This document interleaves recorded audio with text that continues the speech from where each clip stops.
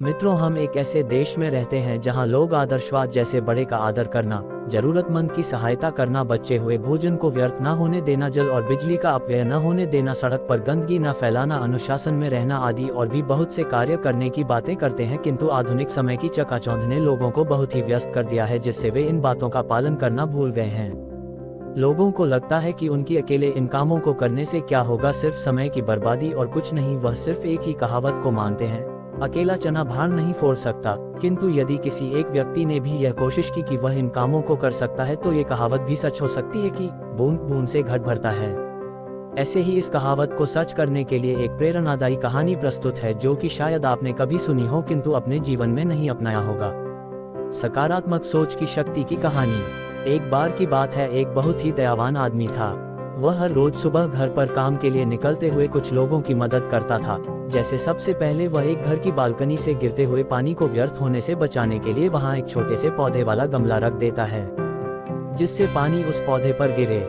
इसके बाद वह थोड़ा और आगे जाता है, वहां एक आदमी का ठेला एक गड्ढे में फंस जाता है। उसकी मदद के लिए कोई आगे नहीं आता, तब वह आदमी उसकी मदद करता है। इसके बाद थोड़ा और आगे चलने पर एक बहुत ही गरीब लड़की जो पढ़ना चाहती है, वहां फुटपाथ बैठकर भीख मांगती है ताकि कुछ पैसे इकट्ठे हो सके और वह पढ़ाई कर सके। वह आदमी उसे रोज कुछ पैसे देता है। इस तरह वह रोज कुछ लोगों की मदद करता है। ऐसा वह हर रोज करता है। एक दूसरा आदमी उस आदमी को ये सारे काम हर रोज करते देखता है। एक दिन उस दूसरे आदमी ने उस आदमी से पूछा कि भाई साहब, आप रोज इन लोगों की मदद करते हैं, लेकिन इससे क्या फर्क पड़ेगा? इससे केवल समय की बर्बादी होगी। तब वह आदमी उस दूसरे आदमी से कहता है कि इससे मुझे कोई फर्क नहीं पड़ता, इससे आपको भी कोई फर्क नहीं पड़ेगा और इससे इस दुनिया में भी किसी को कोई फर्क नहीं पड़ेगा। किंतु जो मैं करता हूँ वह मेरा फर्ज है। मैं सिर्फ अपना फर्ज निभा रहा हूँ और फर्ज निभाने में समय की बर्बादी नहीं होती। ऐसा कहकर वह वहाँ से चला जाता है।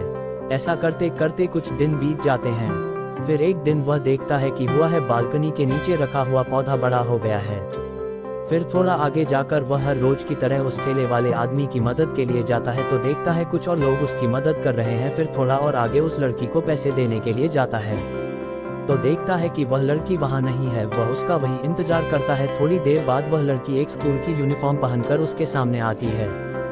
ये सब देखकर वह बहुत खुश होता है, लेकिन वह दूसरा आदमी भी यह सब देख रहा होता है और यह सब देखकर उसे समझ आता है कि एक आदमी ने कोशिश की तो किसी का कितना भला हो गया। इसी तरह यदि और लोग भी ऐसा करने लगे तो इस देश की पूरी सूरत ही बदल सकती है। शिक्षा। इस कहानी से यह प्रेरणा मिलती है कि हमें नकारात्मक सोच नहीं रखना चाहिए, हमेशा सकारात्मक सोचना चाहिए।